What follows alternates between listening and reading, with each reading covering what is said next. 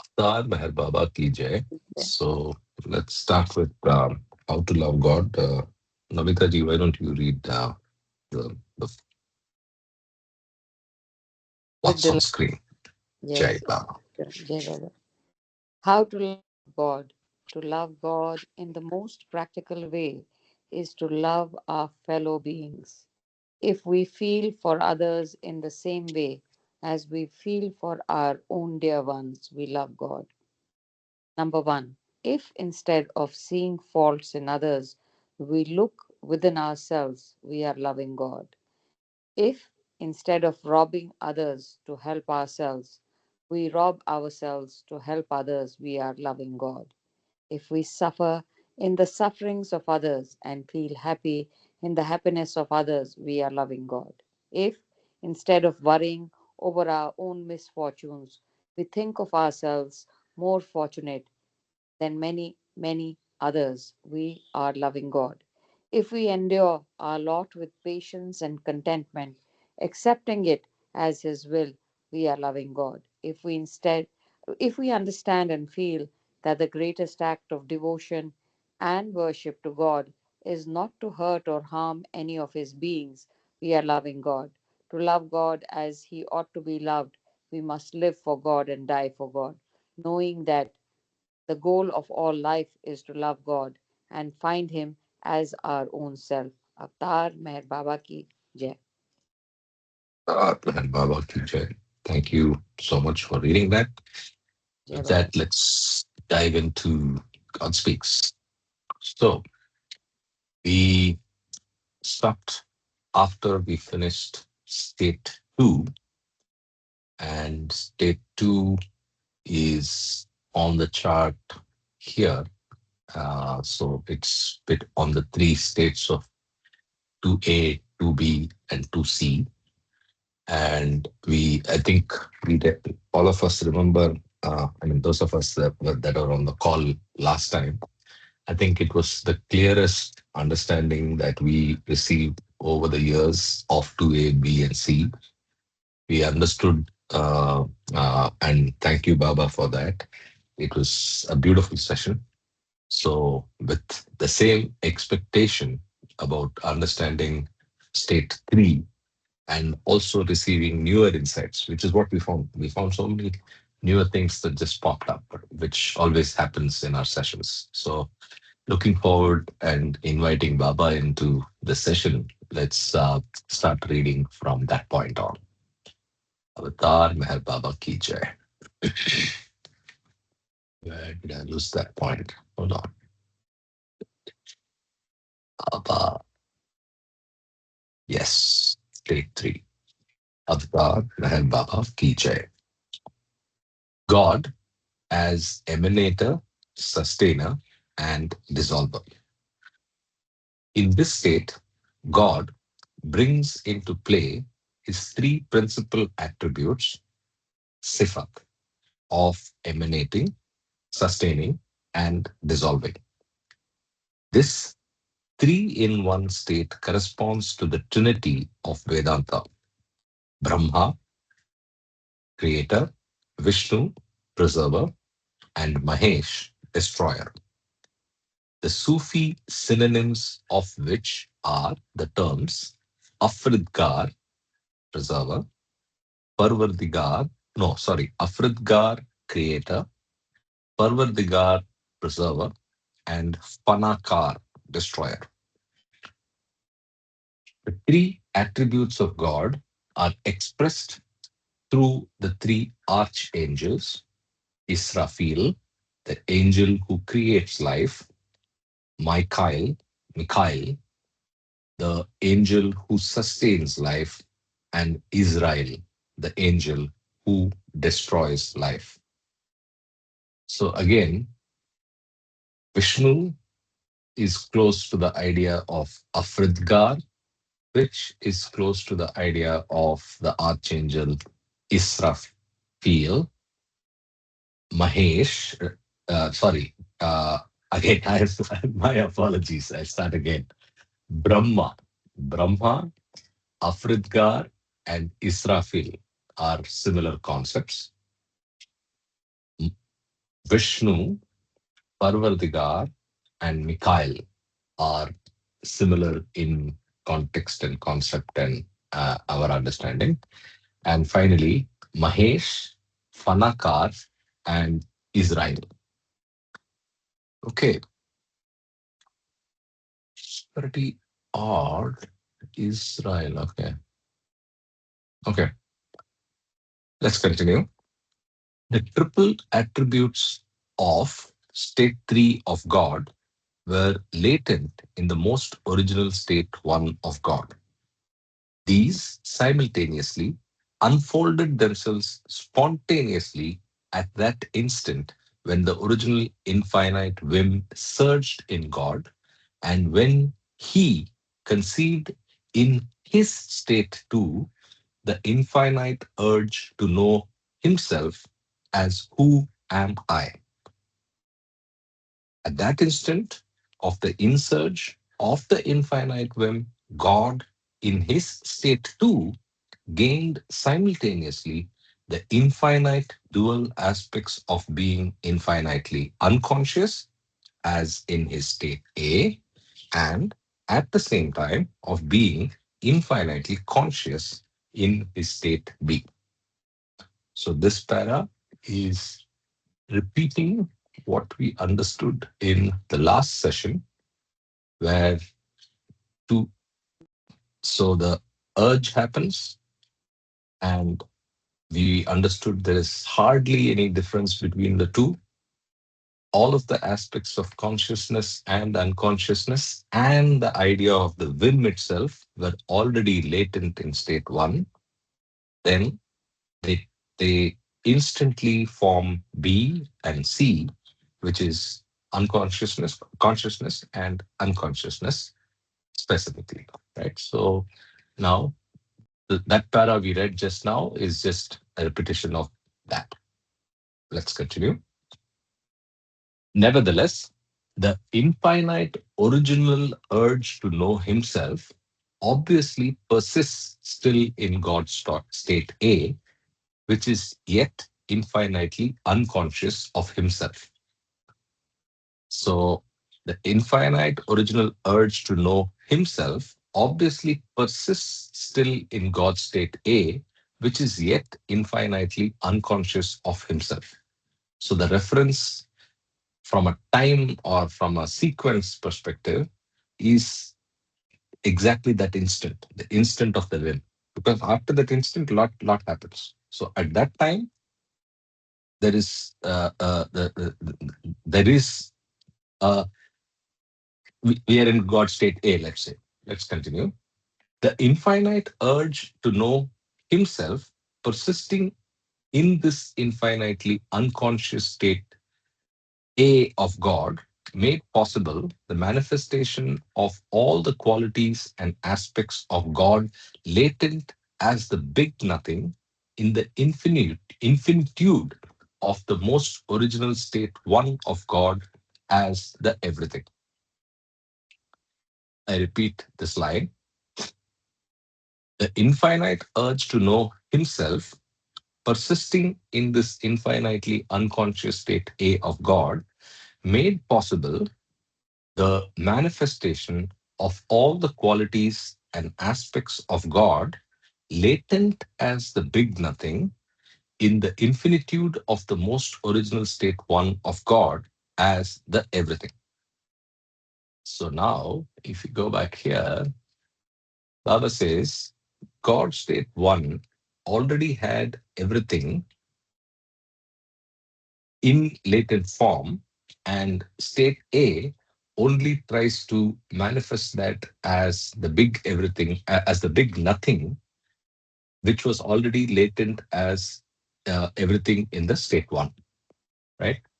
Please feel free to jump in, comment, question, or Karthik, clarify any of the points we're discussing. Yeah, on the chart, there's a definition of ABC. Can you go to the chart and read the above? If you go above. yeah. Good point. Thank you. So in God, in God state A, God neither consciously experiences power, knowledge, bliss, nor uses them. In state B, God consciously experiences power, knowledge, bliss, but does not use them.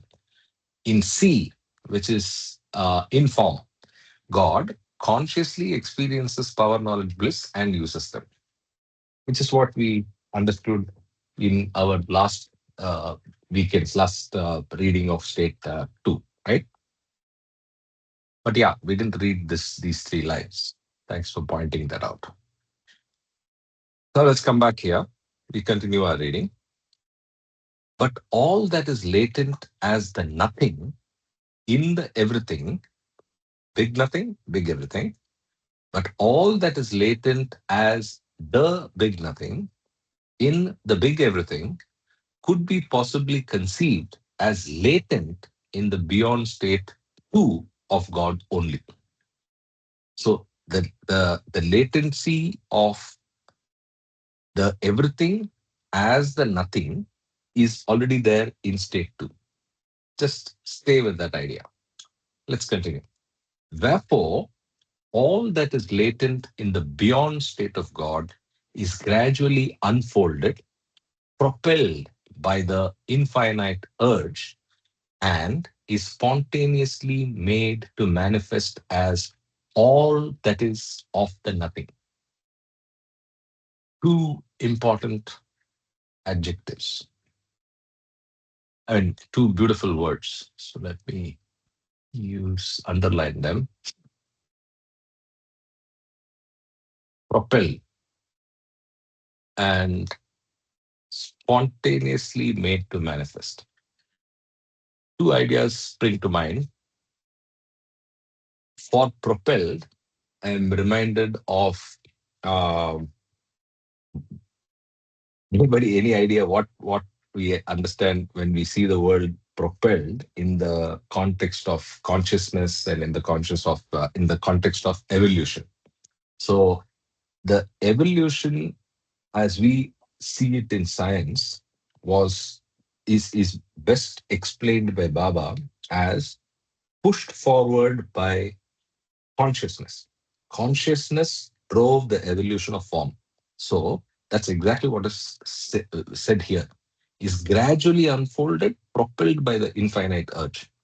But please notice, it's also spontaneously made to manifest as all that is of the big nothing. Let's continue. So that Hence, could be, that could be, uh, we can use the word transformation. So there is a change, gradual change happening. so there's a dichotomy or a contradiction here. So yeah, there's gradual unfolding, but also it's spontaneous. So is it gradual, which takes a lot of time, or is it spontaneous? I'll draw your attention to something which I've shared long back, the concept of kun faya kun. So Baba, I mean, it's in the Quran, and Baba also, I think, has spoken about it. When and Bible and Quran and Vedanta talk about this very specifically. When not manifestation, when creation happens, it's instantaneous. So kun faya kun actually means he thought and it was, or it is, right? He, God, Allah, he thought and it became. Something like that is the meaning of that statement. So it's almost instantaneous to respond to you, Ashokji. So it's not, it's like just happens and it happens like immediately, right? All of creation. So, and so on. They but use the word sprang from imagination. Sprang, exactly. Sprang from imagination. So that gives you again the apparent immediacy or spontaneity of the happening, right? Let's continue. Hence, the nothingness of the nothing that is manifested is the creation. And this creation springs forth out of the infinite urge to know in the infinite unconscious state A of God.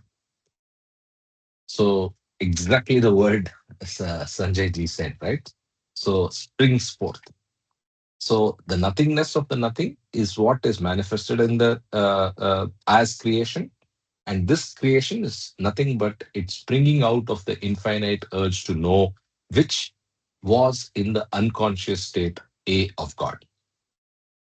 Continuing, consequently, it is only natural that the infinite unconscious state A of God gains the first attribute as emanator of the three infinite attributes: God, the creator, God, the preserver, and God, the dissolver or destroyer.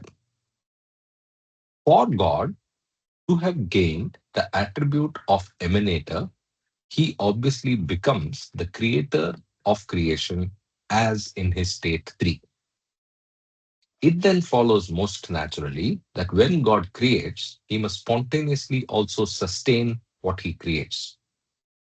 He then obviously becomes also the preserver of creation as in his state 3.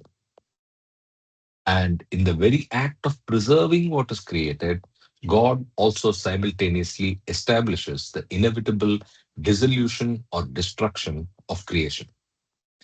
Preservation would be meaningless if dissolution or destruction were not anticipated. Accordingly, God obviously becomes also the dissolver or destroyer of creation as in his state 3. State 3 of God. One second.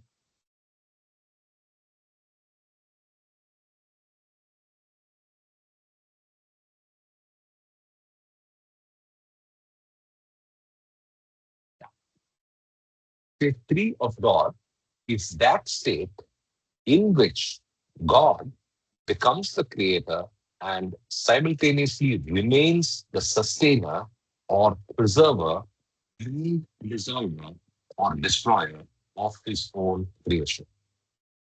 At one and the same time, God thus becomes the creator, preserver, and destroyer in state 3.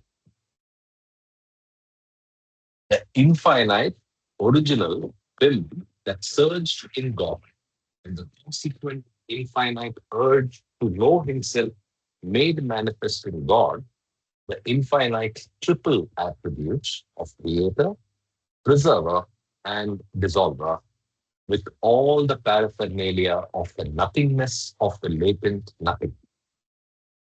This nothingness literally is nothing, although it appears to exist through illusion, in brackets, sometimes called Maya, as the creation. So I'll repeat this last line. This big nothingness. What is the nothingness? Nothingness of the big nothing.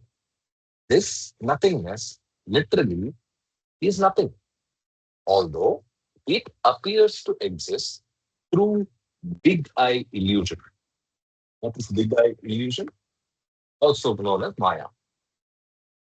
It appears to exist through Maya as the big C creation. And there is a supplement reference to Maya, right? Let's go to the supplement reference. Please.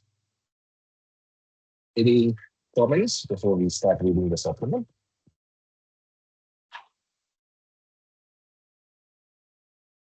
Okay, let's read number 35, supplement number 35, Maya. The force that keeps a man spiritually blind, deaf, etc., is his own ignorance, which is governed by the principle of cosmic ignorance, generally known as Maya. So, Maya, in in Baba's terms, is cosmic ignorance. What is the phrase that Baba uses in discourses? In discourses, Baba says, principle of ignorance, the principle of illusion, right? So, okay, um, let's review. To understand Maya is to understand the universe. All false values and false beliefs are due to the grip of Maya. Intellect, in particular, plays into the hands of Maya, for intellect is not capable of that consciousness which realizes that God is true. Truth can only be known after one transcends the cosmic illusion which appears as real owing to Maya. Maya, the principle of ignorance, that is, principle of ignorance, can only be transcended when the spiritual aspirant is able to realize that Maya is God's shadow and as such is nothing. The enigma of Maya solves itself only after. Again, there are two footnotes in the supplement.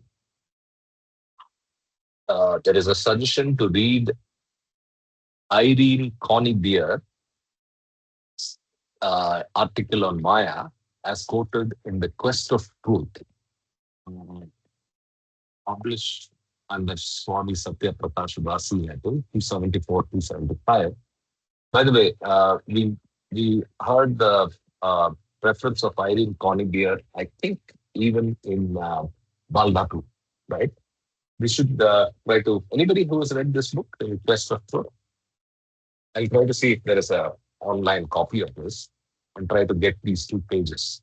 But 370 to 387 of discourses, the 4 parts, are a masterclass, right?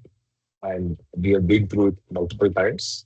Even when during this reading of God's Speaks, we look back at paragraphs, probably part 4, right? So just yeah, those of you who want to brush up, feel free to go back to those readings of discourses on Maya. Okay, let's continue. Meher Baba has told us that there is no creation in the literal sense of the word. What we call creation is a manifestation of countless forms of the big nothing. This nothing is really no thing, but it exists in its own field of illusion. It cannot be denied, but it is not beyond the everything. That is God. Although the everything includes this nothing, the nothing never does and never can include or mean the everything. The Almighty alone is the everything, including the nothing. And before creation manifested itself, there was literally and absolutely nothing. Almighty as the everything. I think it might be worth just quickly seeing that diagram in Everything and the Nothing, which we recently encountered, and we feel it's a very good way to understand that this group really.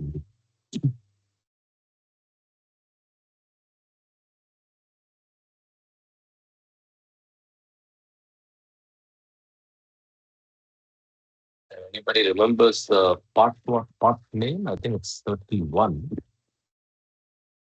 or 51. 31, infinite consciousness. Yeah, 51.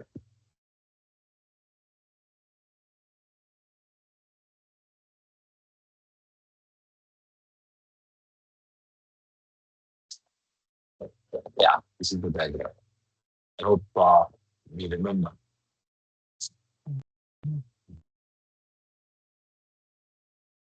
So whatever was just explained in the last paragraph is in this diagram, right? The original real everything is the superset. Inside that is the original real nothing. There is a projection of this nothing as nothingness. All of this in the blue circle, which by the way, my introduction, which is nothing but it's not Baba's in Baba's diagram. Underline that. Uh, all of these create multiple temporary nothings, but all of them are nothing but a projection of something that came from God itself. Right. So if you now see the last two lines, I will read again. This nothing is really nothing, but it exists in its own field of illusion. It cannot be denied, but it is not beyond the everything that is God. It is not beyond because it is inside. It's not beyond, it's here. Right? Although the everything includes this nothing, the nothing never does and never can include or mean the everything. Maths, Venn diagram in maths, right? The Almighty alone is the everything, including the nothing. And before creation manifested itself, there was literally and absolutely no thing but the Almighty as the everything. So when was creation non-existent? State one and two. Okay. Any comments? Any thoughts? Everybody's been silent.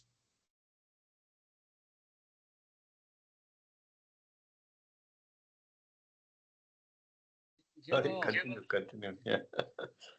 Good. Very good. Yeah, just checking if everybody's still on or not. Java Karthik, uh, Yeah, another way of putting the diagram would be in a Venn diagram, where it everything is is the Venn diagram. It is a Venn diagram on the left. So if you correct. see this part, it's nothing but a Venn diagram, like you rightly said.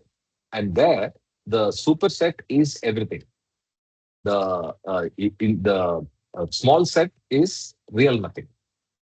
And Uh, out of that subset, the subset real nothing is the projection of nothingness as nothing. Now, how where does Maya fit in? Maya fits in here as the principle that creates this projection. This whole projection that is happening is created based on the principle of Maya. You're saying something else. I just want to finish off this stuff. agreed, agreed. So Okay. basically, the everything is the universal thing, or let's say the Yes. universe, the Superset. universe, Correct. and nothing is a subset. This is a very good Correct. diagram. Very good diagram. And actually, the diagram, we have to remember that if you use the word universe and you're referring to the maths analogy, the universe is always represented by a square in Venn diagram, right? Yes. So if you do that, the square actually should appear here. This is it. Because this is only a projection. Yeah. Agreed. Correct? Yeah. Agreed. Correct? So Correct. yeah, just so that we are clear. I think It maybe we should. might be my accounting or mathematical mind which is at work. Yeah. Okay, I had too many open Jay windows. So Baba, let me. Yeah. I one way of looking at is that everything and nothing. So wherever in the chapters on Maya and discourses, Baba says like I think wherever there is God, there has to be Maya opposite. Hmm. But Yes. Maya is the shadow of reality because God is reality, eternal. He's the only one. But where you are is your shadow, right? When we stand in the sun, you are, but there is also a shadow there, which is apparent. There appears the shadow. Similarly, whenever you are looking at everything, latent in it is the nothing. Without the everything, real everything, there is no real nothing or false nothing. Or as we see here, without the person, individual, there is no shadow.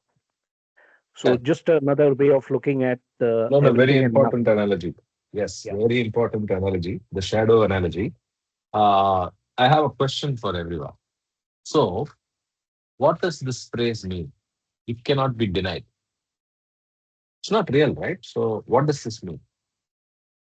In the context of what Baba is saying on everything and nothing, this is important. What is it cannot be denied? It cannot be denied means that the shadow is there. You can't deny the shadow. Okay. That is one way of looking at it. So, this is where our understanding, the word apparent comes in, right? So, yeah, I mean, come on, you're absolutely right. I'm just furthering the explanation. So, All the shadow right. cannot be denied. The fact Yes, that you can pinch yourself today, you can feel pain, you can feel suffering, you can feel joy, you can touch a tree, you can hug your pet, and do all of this. There is an apparent reality. So that's what is the key phrase cannot be denied. That apparent reality is sustained by Maya. If not for Maya, we would have gotten up from the dream and we will know that, hey, this is not real. This body that I'm pinching and the pain that I'm feeling is not real. So that's why, though Maya is not real, it cannot be denied. Why I asked for that was, if it cannot be denied, then it should be real. So though it cannot be denied, it is not real. So that's the correct. subtlety of Maya. I mean, like the example you just gave, which is very good about pain. Like somebody pinches you or hits you, the body feels the pain. It cannot be denied. But Correct. it's not an absolute body because it is Yes. impermanent. That is the another thing that you can add is that it happens, but instantaneously changes because the universal law of nature is impermanence. So the Correct. reality is the impermanence of it. It can't be denied that it exists. That Maya, see, whenever the word God is uttered, there is Maya. So uh, it also happens in our daily life. In the 24 hours, 16 hours in our waking state, it can't be denied that we are in the waking state. But we also note that this waking state is also a dream from which we need to awaken because we are not the body. So the body can't be denied, but the body is not real. Correct. Yeah, yeah, Baba. Thank you. Super. Uh, okay, now I'll ask the quiz question. So now we know that we use the analogy, there is man, which is everything, which is God, and the shadow of that is the analogy where you say, thanks to Maya, you have the shadow, and the shadow is nothing but creation. Then big question: is Maya infinite? It's a shadow, right? Yes, So whatever. No, no, wait, come on. You should. yes, I told you not to answer. Yeah. yes. Yes, There is Maya one is more. infinite. Maya Maya is yeah, infinite, go ahead. Please but explain. it's not Yeah. real. But there is one more thing you have to. We have to be cognizant about this. Baba said, Maya cannot be understood until you reach God realization. Yes. Yes. That is a very important point. So, whatever discussion we have about Maya is only apparent, meaning that we can just kind of understand it in a relative way about the whole subject, you know. So, that is also something that one needs to be cognizant. Don't try to understand Maya, just like Beyond the I point. think Yeah. that just like the quantum physicist says, nobody understands the quantum mechanics, okay? Why it happens, the duality. So I think this is a great analogy out here that we know that quantum physics has helped us to produce mobile phones and semiconductors and all that. But why it is there and how it operates is also difficult for even the scientists to explain. So similarly, Maya is an analogy like that. Yeah, Baba. Yeah, yeah. I think Maya is best understood and left at the point of analogy. But these little subtleties are important and something that we can continue to meditate upon. So please think of these things offline as and if you read the four parts, you'll understand exactly what Baba explains with great detail how Maya is infinite but not real. And best way of understanding that is again the analogy of the shadow. The shadow can have different sizes depending on the time of day, but shadow is there. You can't hide it, right? Uh, Except at noon, if the sun is exactly on top, even there is a little shadow, right? So that's a beautiful analogy. You cannot not have um, Maya and hence the illusion. Okay, if everybody's okay, then let's just continue. The next, after we read the, um, yeah, so let's just go to, it was in poem here, Zakti Allah ki और जलवे सब रूपोश थे एक south ई सरबदी था नाग में सब खामोश थे आ पकाओ माई खान था साकी था न वज मैनोश थे कई नाते दहर क्या रूप उल हम इन बेहोश थे जिंदगी जब मुस्कुराई है शाह के सामने मुंसिफ Asghar. And the translation goes, the existence of Allah alone was, and all manifestations were latent therein. I repeat, the existence of Allah alone was, and all manifestations were latent therein.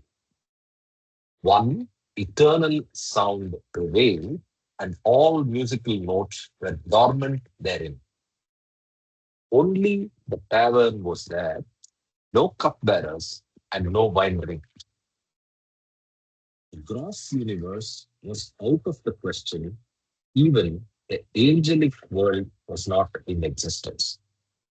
When, with the divine command be, life smilingly sprang up. Kun faya could. When, with the divine command be, life smilingly sprang up.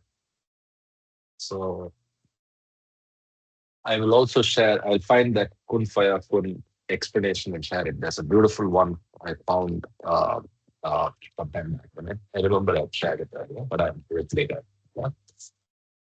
Continuing,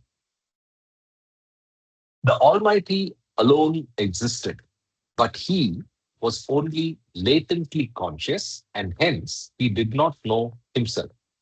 And in the same way, that consciousness was latent in him, so also creation was latent in him. In that same diagram.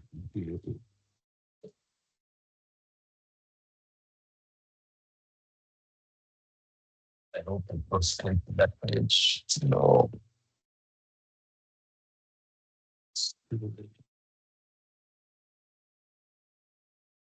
So everything was latent. So the whole of creation, which is nothing but the projection outside, was already latent and in there. That's all is being said. Let's keep it open.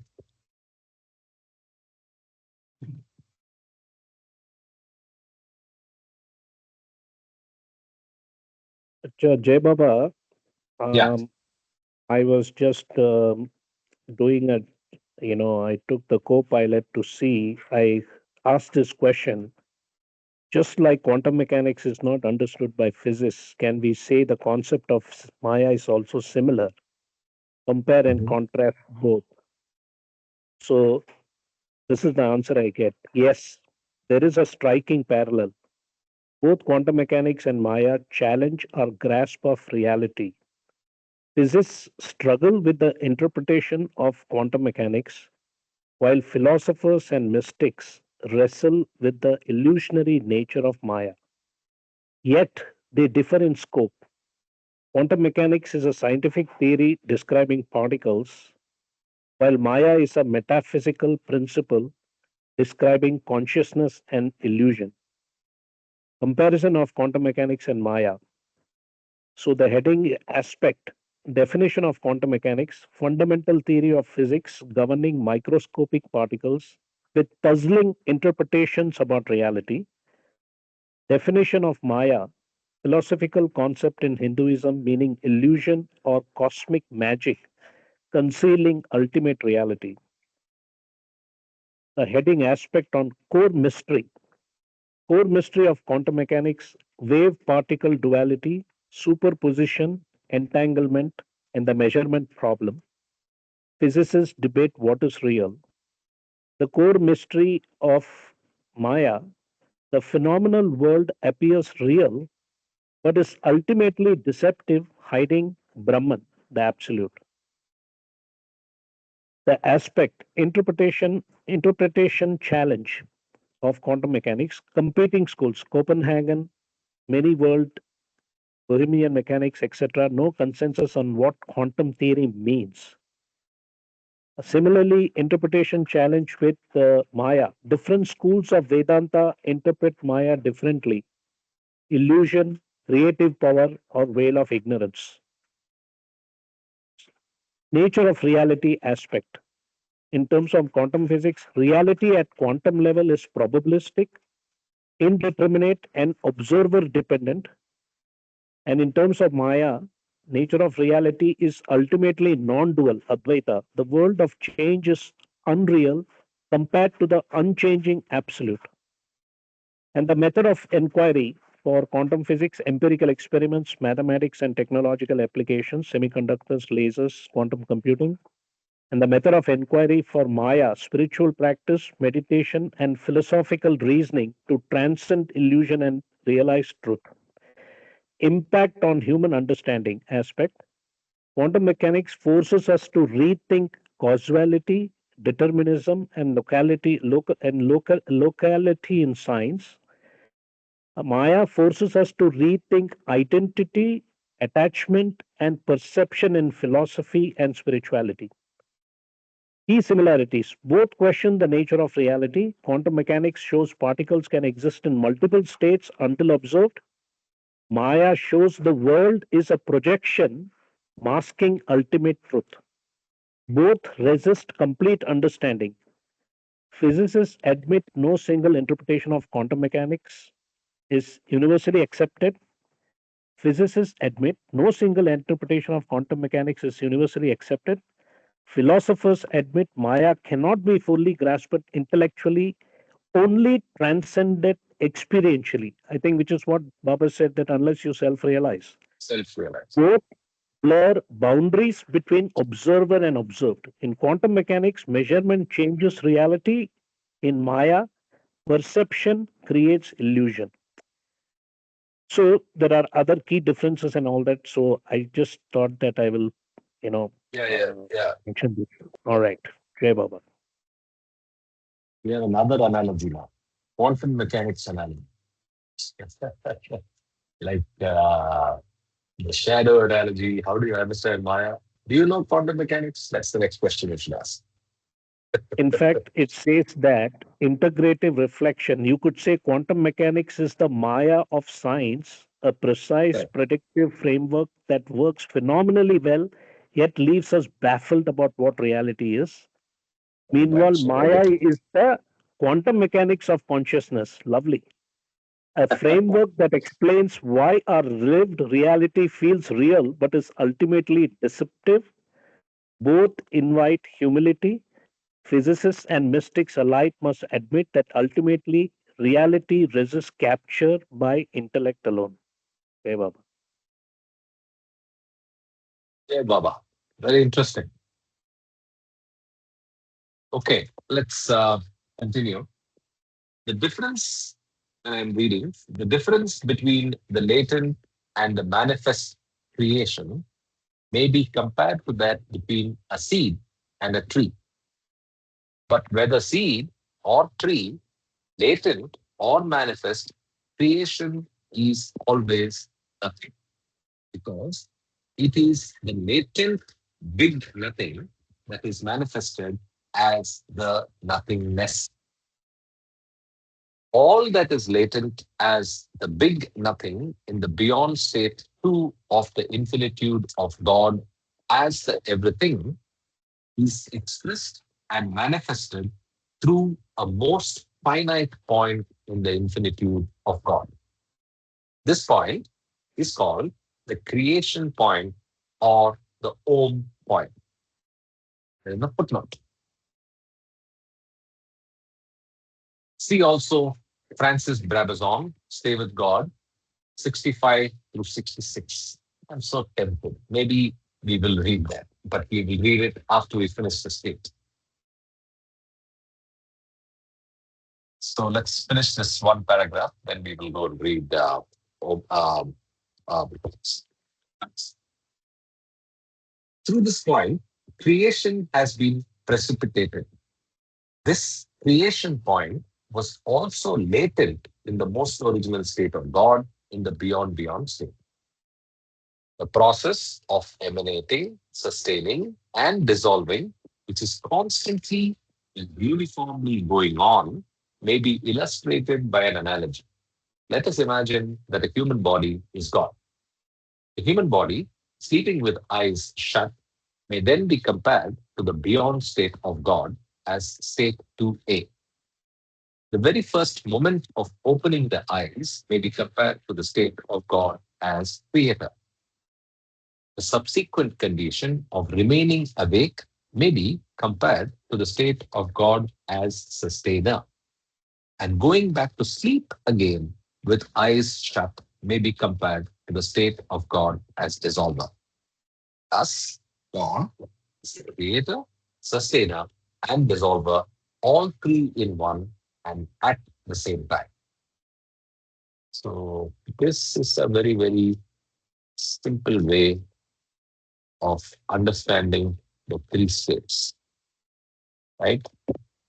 So, it's just So, Jay uh, Baba, so basically, you're saying that the human being in their 24 hours are going through these three states. three That when states. you wake up, creation, when you are awake, and now what we are doing is the preserver. And when you go back to sleep, you're the dissolver. So you are Brahma, Vishnu, Shiva at the same time. Jai Baba. Absolutely. And he has said that in, I think, part four already. So the same idea is brought out in great detail in part four of God's Speaks. Okay, now let's quickly go to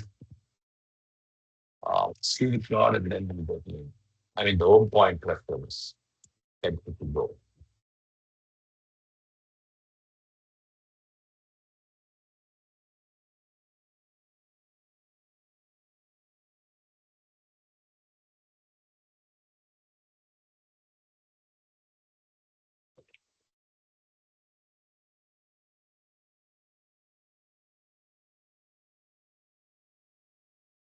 '66 and '67. Right?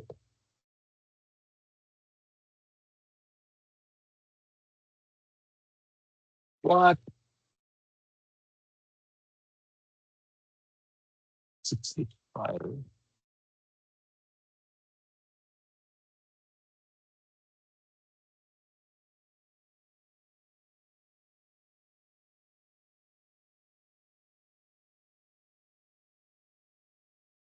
Yeah, there it is.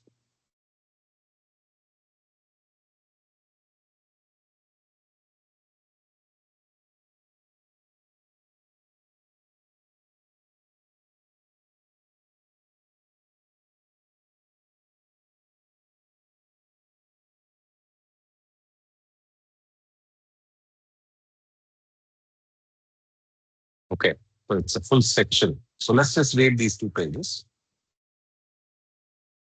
It will take us more than a couple of minutes.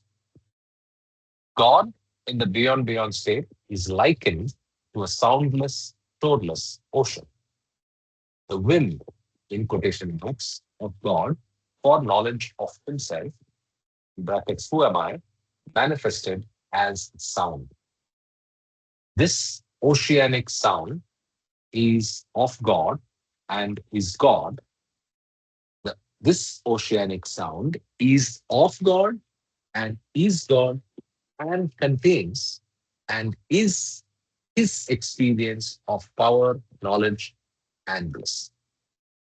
The emergence of this sound through what is called the Om point or its creative utterance produced the worlds of mind, energy, and matter.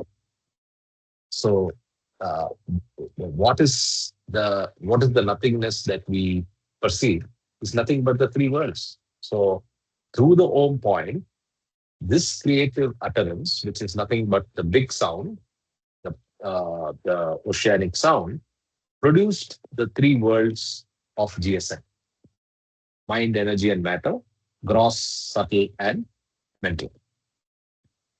This primal oceanic sound is the root of all forms and create. I'm sorry.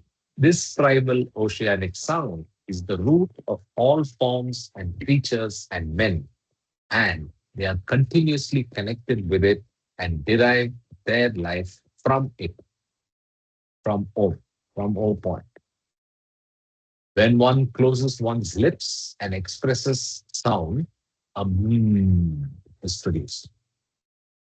This is the foundation or ground of all spoken words and contains all feelings as when it expresses pain and anguish or joy and happiness, or all thought when expressed during thought and is capable of containing the whole of a question and its answer. This is a drop of faint sound of the oceanic sound, the or word of God, separated from the ocean by seven shadows of separation. If the whole physical universe was a huge bell, the sound of it, in comparison with the sound of the oceanic sound, would be as the furthermost point of audibility of an ordinary bell. This sound drop is not different from the oceanic sound. It is that ocean and can never be anything but ocean. But it experiences itself as a drop because of separation.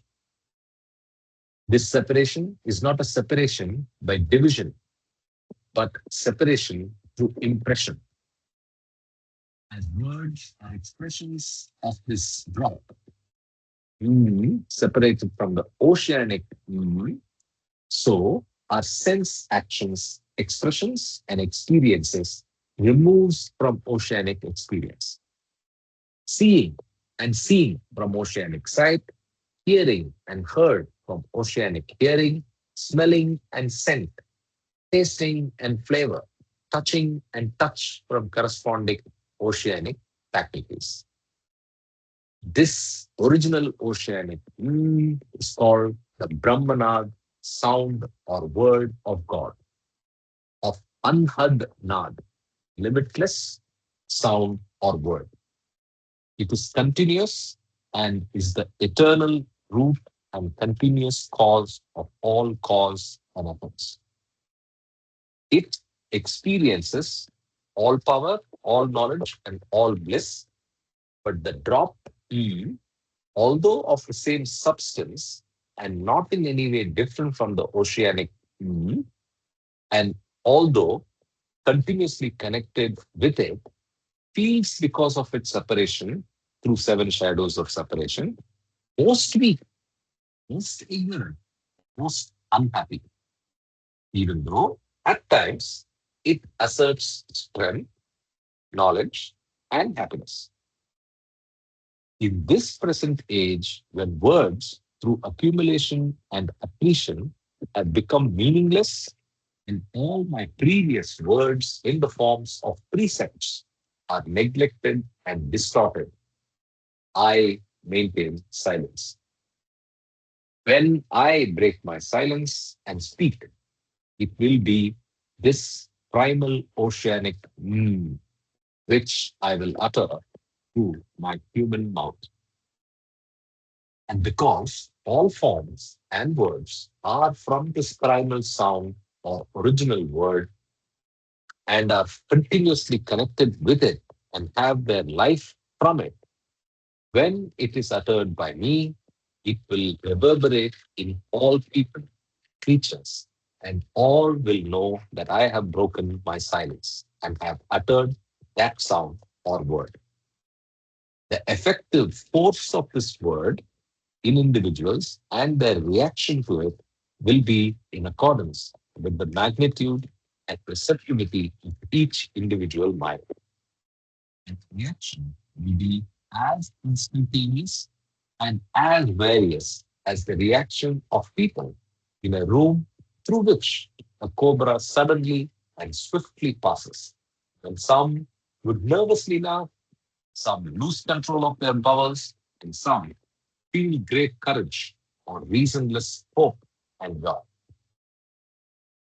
So these are Baba's words, not Francis's words. So I am glad I came and read these two pages.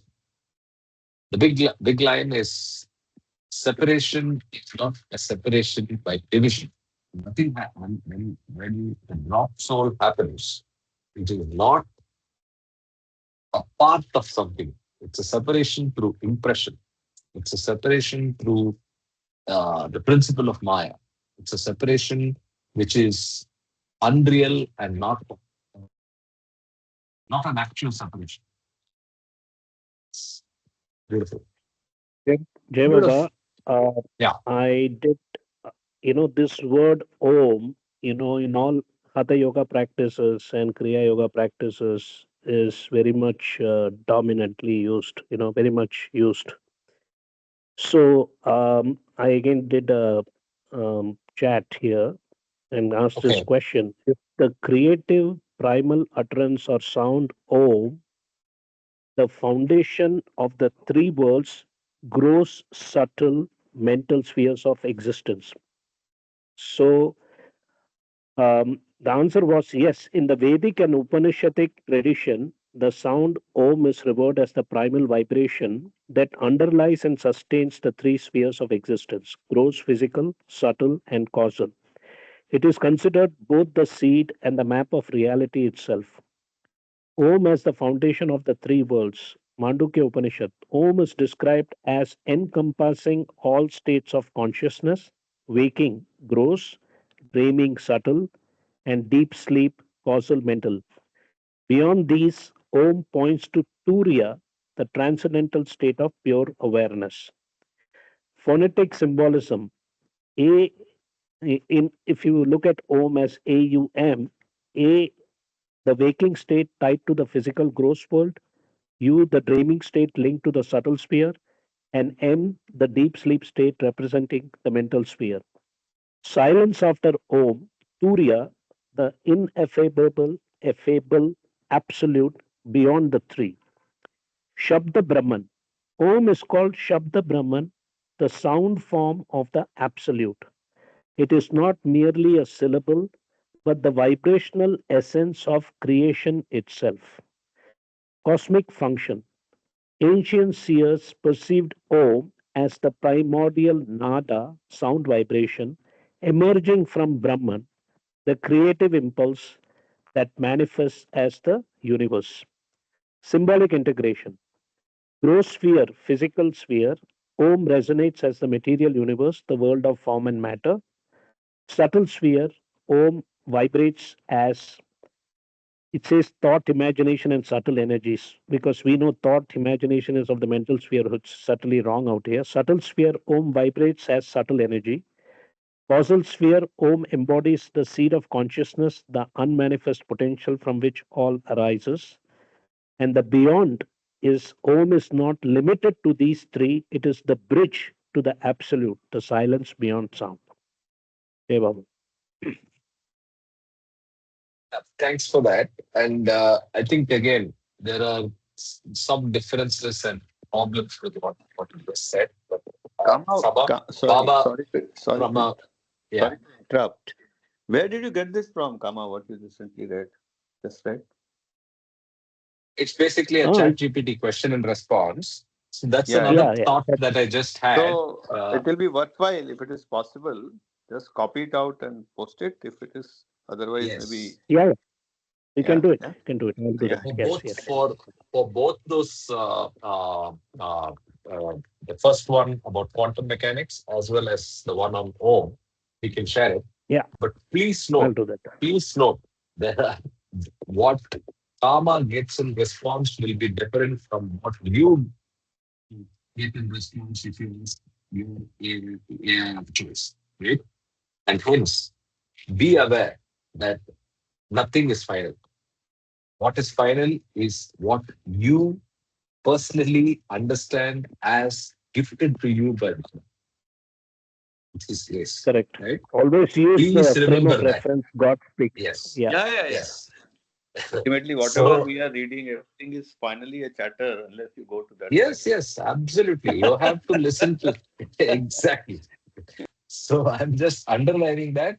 And I also have a suggestion.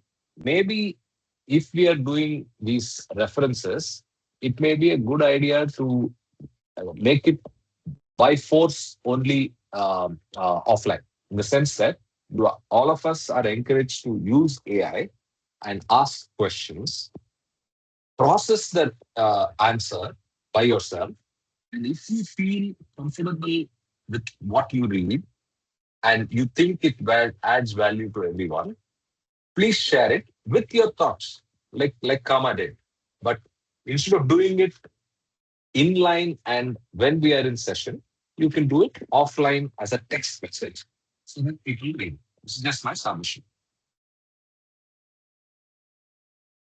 Okay, so and again, my suggestion is driven by the fact that we then are not prescribing or saying something as final. We are only proposing.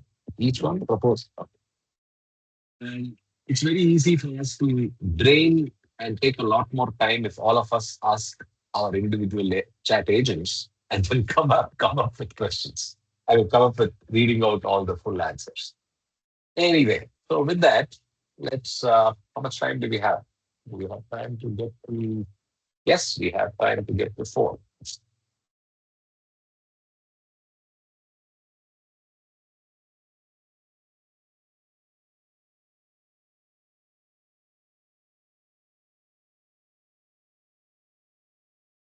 Almost four.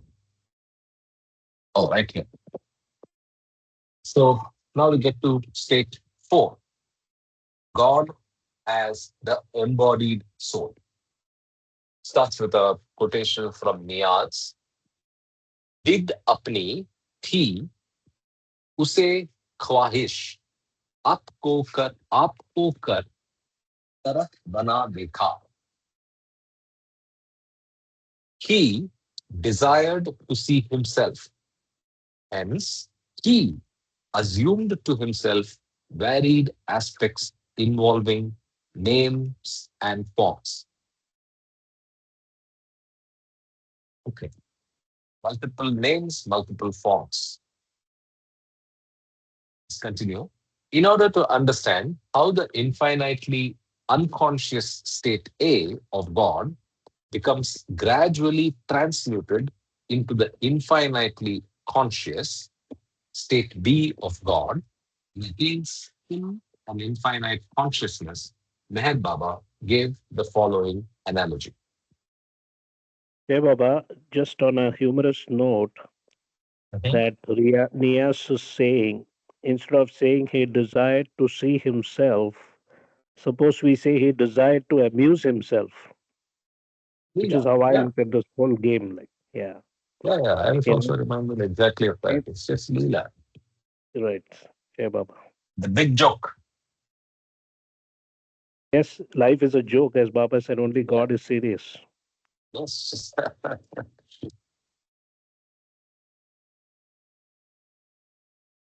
Okay, I'm reading Baba's words. Imagine the infinitely unconscious God state A before the creation came into being as a motionless, infinite ocean. A puff of wind then stirred the tranquil uniformity of this ocean, and immense waves, countless drops of water, and innumerable bubbles appeared from out of the uniformity of the limitless, infinite ocean. The puff of wind that set the ocean into commotion may be compared to the impulse of the infinite original urge to know, originating with the infinite original will of God, surging in God to know Himself through His infinite God state too. The stir on the surface of the ocean, caused by the infinite urge, surcharged every drop of that infinite ocean with infinite original urge to know itself. Thus, Paramatma, in his infinitely unconscious state A, being urged to know himself, simultaneously bestirs the tranquil poise of every Atma in Paramatma with an urge to know itself. This could only You be should understood. underline this. You should- this. This line? Yeah. Okay. I repeat, thus, Paramatma, in his infinitely unconscious state A, being urged to know himself, simultaneously bestirs the tranquil poise of every Atma in Paramatma with an urge to know itself. This could only be understood when Paramatma is compared to an infinite ocean and the Atmas to the drops of that infinite ocean. But it must also be well noted that every drop of the ocean, when in the ocean, is ocean itself until the drops inherit individuality through bubble formations over the surface of the ocean. Every bubble thus formed would then bestow a separate and a particular individuality upon every drop. And this created separateness would exist within the uniform indivisibility of the drops of the infinite ocean as long as these bubbles creating separateness exist. As soon as the bubbles burst, the drops, which are and were already in the ocean itself, come to realize that they are and were one with the infinite ocean. And they gain this consciousness of their eternal infinity in the infinite ocean only after they first experience separateness and then dispel the bubbles of ignorance that were instrumental in bestowing upon them the experience of their apparent separateness from their inherent indivisibility. So it is an apparent separateness from what is essentially an inherent indivisibility. The ocean is indivisible, but the bubble creates an apparent separateness. I love what Baba said in Stay with God, the same marked out line. The separation is not a separation by division, but a separation through impression. So the bubble thinks it is separate through impression, but it's not actually separated by any other physical action where it's actually divided. Yes, Java, so basically it is the impression here would imply the sanskaras question. yes, yes, yes, yes, yes, absolutely. So it is the operation of the principle of Maya, and the exact technical uh, operation is through impression. Why the tree thinks it's a tree, why the dog thinks it's a dog, and why the human being thinks he's a human being is through sanskaras. But the operating principle of the tree, dog, and the human being is Maya, the principle of ignorance. Right. Where am I? Okay. Apparent indivisibility. Now we continue. As long as the infinitely innumerable drops of the ocean do not experience apparent separateness, they fail to realize their own homogeneous and indivisible, eternal, infinite existence as ocean itself. It is only through the experience of apparent separateness that Atmas can consciously realize their indivisible oneness as Paramatma. Very, very important. So, if the bubble was not formed, will the question, who am I, be answered? The answer is no. Only through the bubble, and the bubble getting through the various stages that we just talked about a minute back: stone, tree, dog, human being. Only as human being can he recognize his true nature. And hence, the separateness or this whim has also a little bit of purpose. There is a causeless cause, to use Ashok's favorite expression, right? So that cause is to answer the question. To answer the question, who am I need a form. Because otherwise, who is answering? So beautiful. Yeah, Baba, what is interesting here is that first line which we had read about Paramatma is the ocean, and the Atmas within it were basically in poise. So we as Atmas have nothing to do with it. We have been triggered by this wave, which is the first initial urge of who am I, which then created this bubble of apparent separateness. And so, in a way, it's almost that, as Baba says, inherent indivisibleness, which is indivisibility, which is what you said. We are already within ourselves, we have this indivisibility, but because we go through these different um, we go through the evolution of consciousness, and now in the human form we are going through reincarnation. That is, one is unwinding sanskaras, now spending sanskaras. So bottom line is, in the initial state, even before the whim, the Atma, which was part of the Paramatma, had nothing to do with it. He was in complete poise or equanimity. And now this whole game has started where we are caught in this apparent separateness and this whole treasure hunt or game, which I call as who am I, and to find out this answer of Aham Brahmasmi, Jai Baba.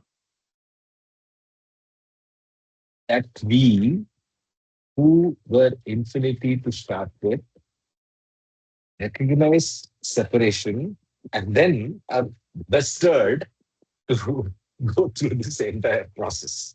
What a joke. The big joke. Let's continue. In order to describe the God state 4 of God as embodied soul, let us think of one infinitely unconscious soul, Atma, of Paramatma, in state A. In the beginning, in state A, the soul, Atma, has no consciousness and has no impressions, sanskaras. Therefore, at that stage and in that state, the soul, Atma, has no gross form, gross body, subtle body, nor mental body. Because the existence of gross, subtle, and mental impressions, sanskaras, only can give existence to gross, subtle, and mental bodies. And only the existence of these bodies can make possible the existence of gross, subtle, and mental worlds. Hence, in the beginning, the soul in the God state A, being infinitely unconscious and being impressionless, and no consciousness of gross, subtle, and mental bodies, and was also unconscious of its infinite biggest self. The soul naturally then had no experience of the gross, subtle, and mental worlds, and also had no experience of the oversoul, Paramatma. Now, this infinite, impressionless, unconscious, tranquil state of the soul reverberated with the first impulse, which we call the first urge to know itself. Simultaneously with the reverberations of the first urge to know itself, a most gross first impression emerged, objectifying the soul as the absolute opposite, most finite counterpart of the absolutely infinite oversoul. Soul, being eternally in the oversoul and one with the oversoul, has also the infinite potentialities of the oversoul, though latent in its unconscious state. Thus, the soul is also the possessor of infinite power, knowledge, and bliss. Therefore, when the impressionless infinite soul receives the very first impression, this impression could be nothing other than the most gross impression, because the soul itself, which is the possessor of infinite knowledge, tries to gain knowledge of its own biggest self. This very conception on the part of the possessor of infinite knowledge is infinitely crude or gross, and this infinitely crude or gross conception of the infinite soul imparted to the impressionless soul most gross first impression. Simultaneously with the most gross first impression, the infinitely unconscious soul also gained the most finite first consciousness. With the increasing gross impressions, the consciousness evolved and the evolution of gross forms gained momentum. You have to repeat that passage again. The last one? Sure. So, if you want to comment on this, feel free to comment and then I'll read it. Okay. Any comment? No. Okay. Let me continue then. Therefore, when the impressionless infinite soul receives the very first impression, this impression could be nothing other than the most gross impression, because the soul itself, which is the possessor of infinite knowledge, tries to gain knowledge of its own self. This very conception on the part of the possessor of infinite knowledge is infinitely crude or gross. And this infinitely crude or gross conception of the infinite soul imparted to the impressionless soul the most gross first impression. Simultaneously, with the most gross first impression, the infinitely unconscious soul also gained the most finite first consciousness. With the increasing gross impressions, the consciousness evolved and the evolution of gross forms gained momentum. So, Jai Baba, so does it mean that the first initial urge, who am I, simultaneously created the most gross first impression as well as the most finite first consciousness? Correct? Correct. Yeah, man. And the first two lines in this part, right? I'm not highlighting, I'm just pointing out to all of you. This line says that the somebody who's already infinite is trying to uh, answer that question. And in that, the only way that can happen is very, very crude and rudimentary. So maybe infinitely crude or gross, we can also add the word rudimentary, right? So it's something very crude because the person actually knows everything. That which is asking the question is asking unaware I of think its true nature. Yeah, go ahead. it's almost like, when Baba, remember all those stories where Baba knows everything, but he'll simply ask a simple question, what's Yeah, going on, how are you doing, or something like that. yeah, So so exactly. it's kind of interesting. Did you Yeah. have do you have children? He knows everything. He wants to know about the second son, but he will say, "Do you have children?" Oh, okay, one son. Okay, what does this say? Do you have another son? Exactly what you need, right? So it starts with very rudimentary, and that part is very crude. So that's a nice analogy. Yeah, let's continue. Consequently, the evolution of consciousness, the evolution of gross forms, and the evolution of the experiences of the gross world were all affected as the result of the first urge of God to know Himself. Important to know the dependence here. First, consciousness evolved because of consciousness being going through evolution. Forms evolve, and because of the forms evolving, the experiences evolve. And that's where the difference, or the to say how Baba puts it, that's where Darwin was so close, yet not on it, right? He thought that everything was led by survival of the fittest, right? So, but what was driving that is consciousness.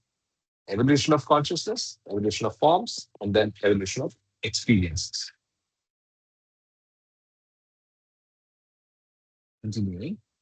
Because of this most gross first impression of the first urge, the infinite unconscious soul gained the aspects of experience for the first time. This first experience of the infinite soul was that it, soul, Atma, experienced a contrariety, in brackets, absolute opposite by nature, in its identity with the infinite, impressionless, unconscious state A of Paramatma. So the contrariety is the fact that it is not infinite, not impressionless, not unconscious. The first experience, and that's the contrariety. Baba goes on, this experience of contrariety affected changeableness in the eternal, indivisible stability of the infinite soul, and spontaneously there occurred a sort of eruption disrupting the indivisible poise and unconscious tranquility of the infinite soul, sorry, with a recoil or tremendous shock which impregnated the infinite unconsciousness of the infinitely unconscious soul, Atma, with first consciousness of its apparent separateness from the indivisible state of Paramatma. But the soul, being infinite, the first consciousness that it derived from the recoil or shock of the absolutely opposite and most gross first impression of its separateness was naturally and necessarily most finite first consciousness. So the contrariety is established. You get the first hint of consciousness, and the first impression is born. But all this happens with a, a jolt. Uh, what's the two words Baba uses? Um, Yeah. a sort of And it is, this tremendous is also shock and recoil. explaining, yeah, this is also explaining the duality part within the impressions, the right and the wrong and the white and the black. Yeah. Because of the Yeah, recoil, correct. first impression and the recoil of the impression. Action begets reaction. Yeah, yeah, yeah. Yeah, Yes, it yeah. was. To continue. The first consciousness gained by the soul was obviously most finite in proportion to the experience of absolute opposites of its own original infinite state as in A. Consequently, it then means that in the beginning, when the impressionless infinite soul was first impression, such first impression was an absolutely most finite gross impression. First consciousness, it, soul or Atma, derived was most finite. Naturally, at that instant, the unconsciousness of the infinite soul actually experienced a most finite first consciousness of the most gross first impression. So the first most gross first faint impression creates the most finite first consciousness. Maybe, what is the time? Yeah, maybe we can stop here and continue from once. Or shall we? I think we will finish this one page, even if we are stretching a little bit, so that we can start with part five next week. Okay. And continuing to read from page 174. Now, if the soul is conscious of impressions, sanskaras, then the soul must necessarily experience these impressions. Impressions are born. The first impression, most gross, is born. From that first finite consciousness is born. And then there is a necessity that experiences should happen of these impressions. Now I continue. And in order to experience the impressions, the consciousness of the soul must experience them through proper and suitable media. As the impressions are, so are the experiences of the impressions. And likewise, so are the proper media to experience the impressions. That is to say, the impressions give rise to experiences, and to experience the impressions, the use of appropriate media is essential.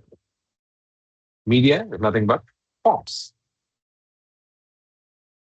You need a CD, you need a floppy drive, you need whatever, right? So, same dog, tree, human being.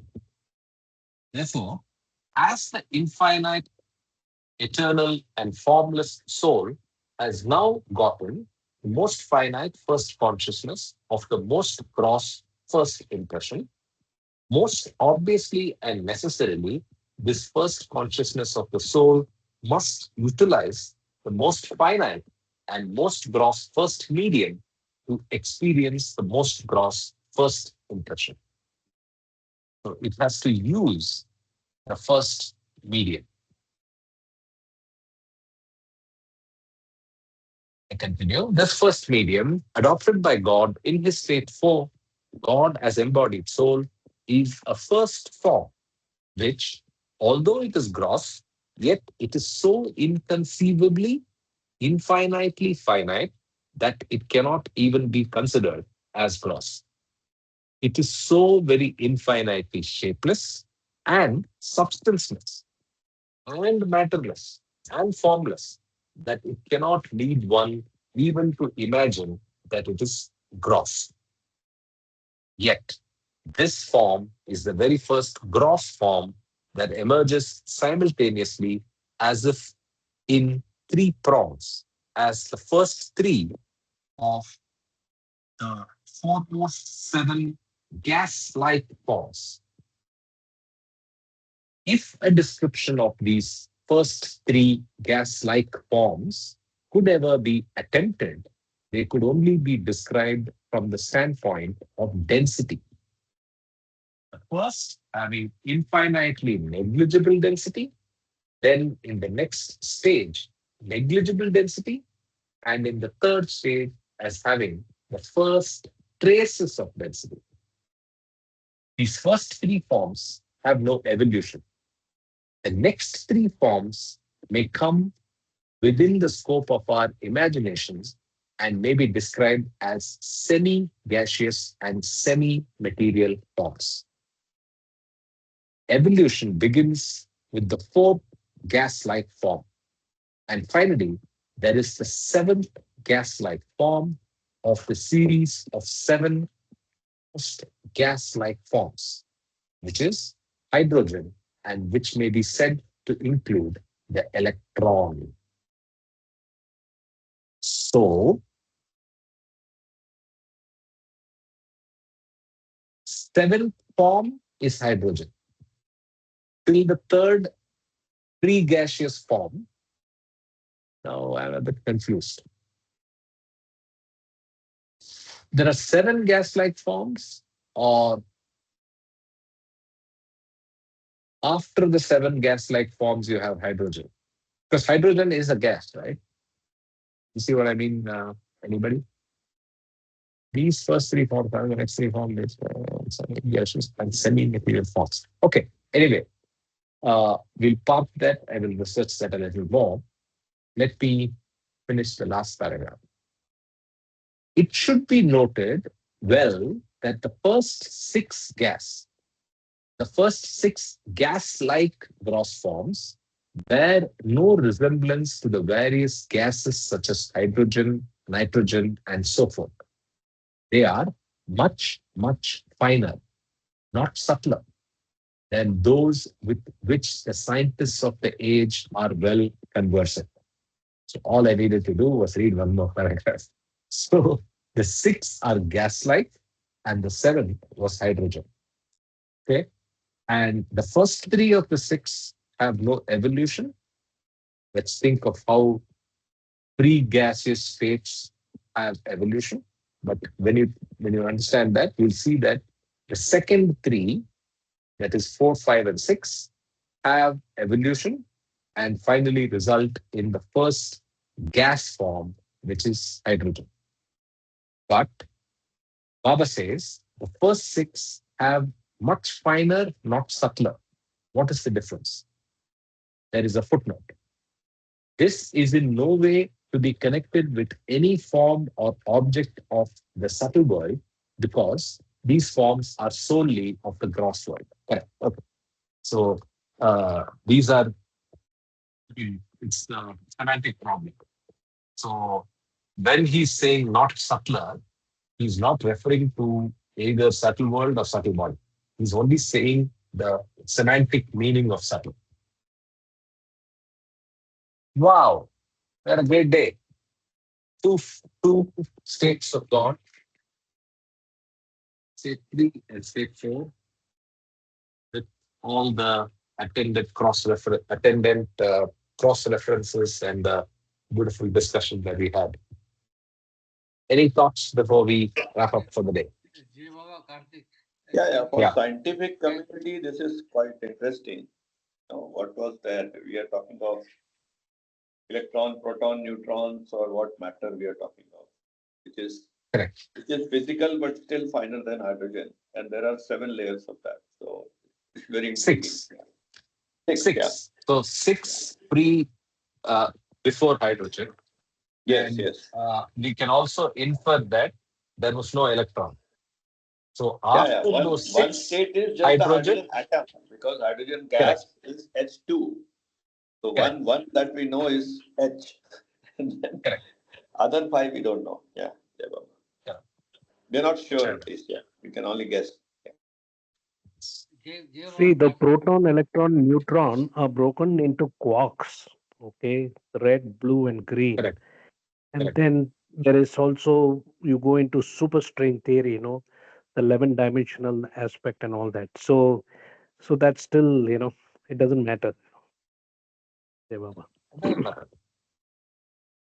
Never mind. Doesn't matter. Yeah, sure. You were saying something. I'm just saying this last part.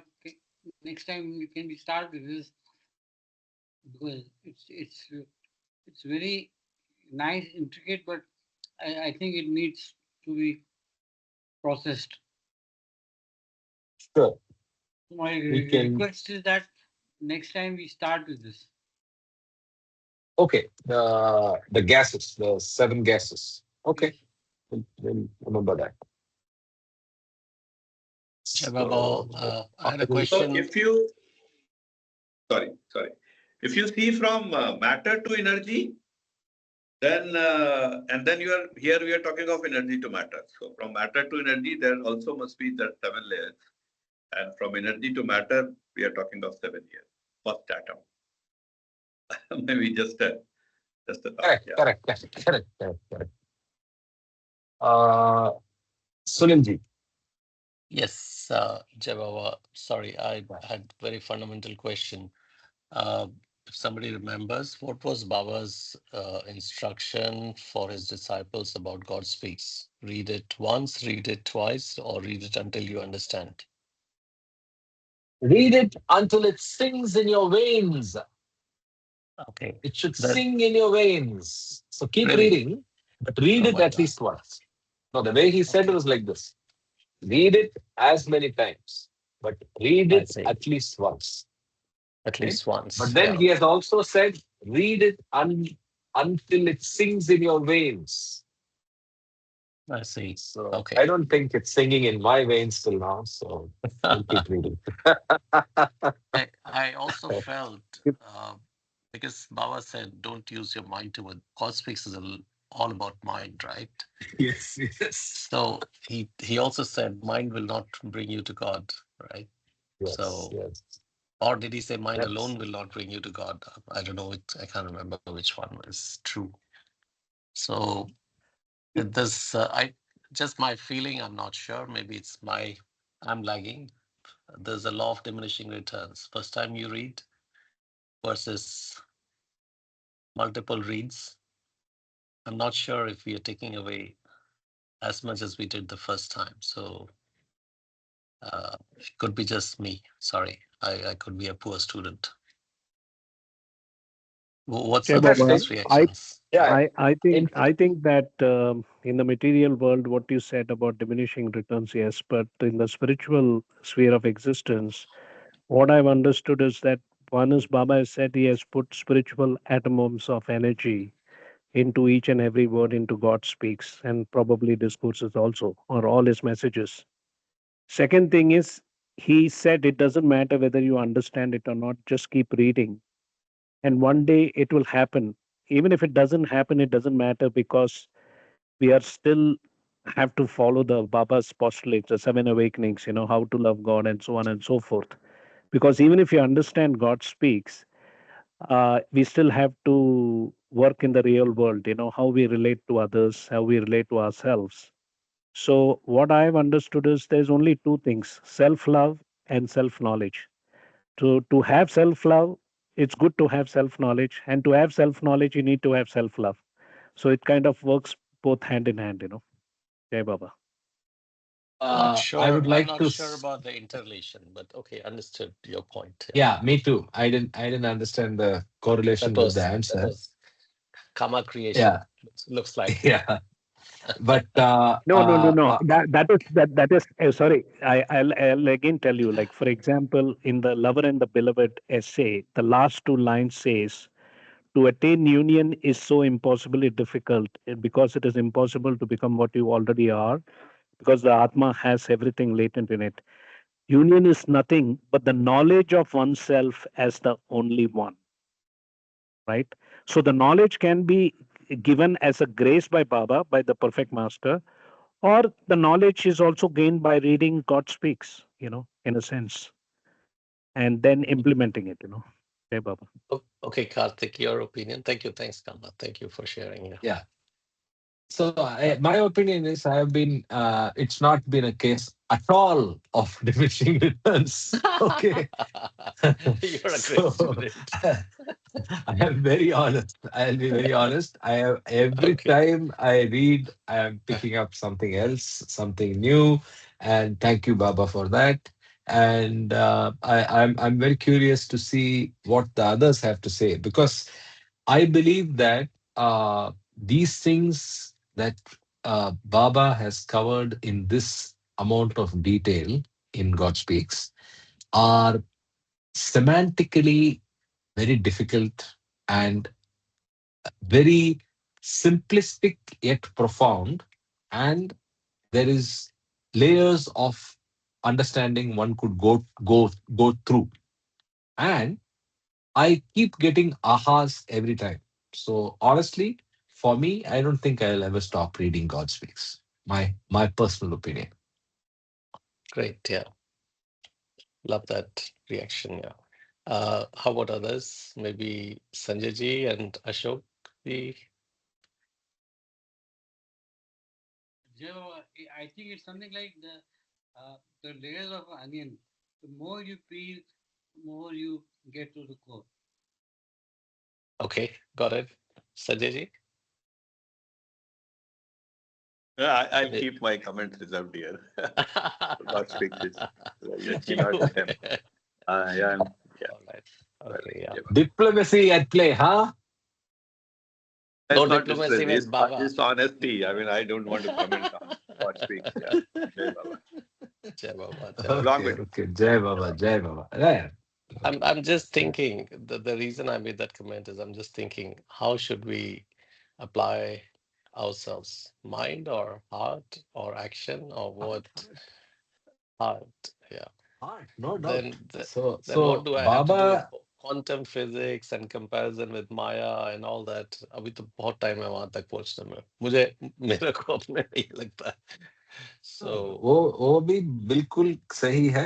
आप जो कह रहे हैं वो भी बिल्कुल सही है. बाबा ने भी वही कहा है कि आपका हार्ट को ही डोमिनेट करना है एंड माइंड को सस्पेंड करके ही आपको सेल्फ रियलाइजेशन मिल सकता है.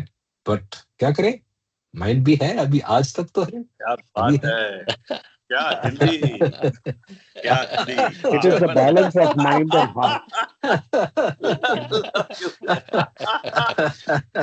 Yeah, rarely I get Hindi in such good flow. Yeah, thank you, Flow. Baba. ठीक है. चलो ठीक है. जय बाबा. जय Okay, बाबा. Jai Baba, Jai Baba. जय बाबा everybody. जय बाबा Thanks for everyone sticking जय around much बाबा longer than usual. Jai Baba, जय and बाबा. see जय you all Baba next week. See you. Bye Yeah. bye.